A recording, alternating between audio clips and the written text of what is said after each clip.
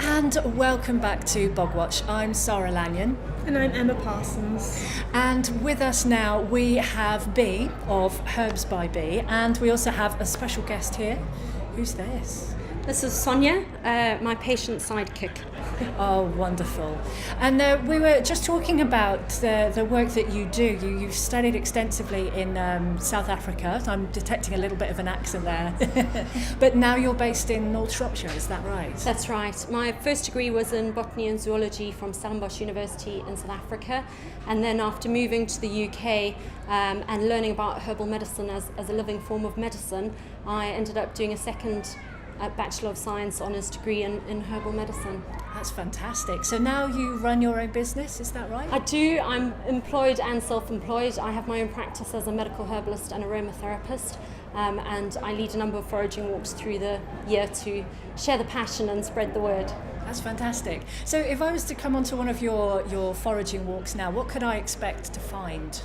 At this time of year, in terms of what's ready for harvesting, everything from the berries, elderberries, through to rowan berries, hawthorn berries, brambles, through to nuts and seeds. Nettle seeds are fantastic as a medicine and a food.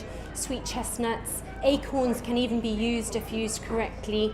And we're just, as autumn progresses, then coming into root season. Although with roots, I just hasten to add, it's really important not to go digging up anywhere without landowners' permission. So if it's in your back garden, fine, but beyond that, you do need to check. Sounds like a fabulous time of year.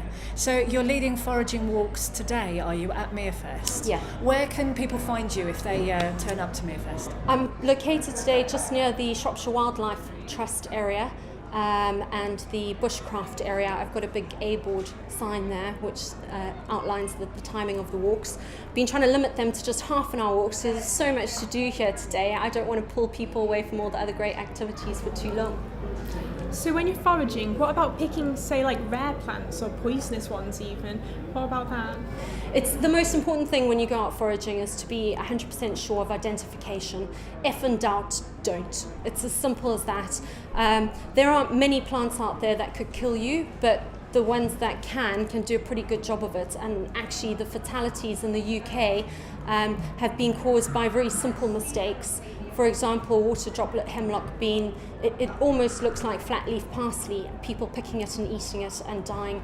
The same with foxglove, its young leaves have been misidentified as something like comfrey, and there have been fatalities from ingesting it in the past. So identification is key. When it comes to any type of foraging too, I always recommend that people get to know their patch. So they become familiar with what's in their local environment, and that also means they become familiar with the plant populations. There's some plants we don't have to worry about over-harvesting at all. Things like nettle, hawthorn, elder, plantain, they all grow so prolifically that the chance of having a negative impact are incredibly small. But other plants that are rarer, anything that is endangered or that you know is less common, just respect it. Part of foraging is working with nature, and if you don't look after nature, what you'd like to forage is not going to be there for years to come. Well, it's a really sensible message. So what I'm getting from you is that if you're just starting out in foraging, and it does sound like a fascinating subject, the best thing for people to do is to actually join someone like yourself, an expert who's got that local knowledge, knows what you can and can't eat, and learn from you. It's a great way to learn more quickly. There are also a lot of great books out there. There's a lot of useful Facebook books.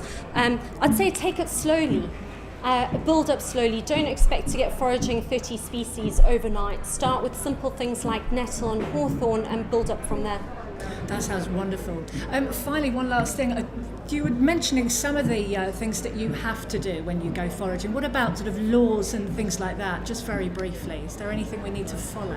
Yes. Respect is key. So if you're on private land, you should really ask the landowner if it's okay to forage there, especially, as I mentioned, when it comes to digging up roots. A nature reserve is an absolute no-no unless, again, you have specific permission. And any sites of special scientific interest. You also need to be careful of legislation to do with theft. But I think if you forage with respect and responsibly, generally you don't encounter any problems. That's wonderful. Thank you very much, Bee and Sonia, for joining us. I think she's been really well behaved, hasn't she? She's been fantastic. Yeah. Thank you. Thank you very much.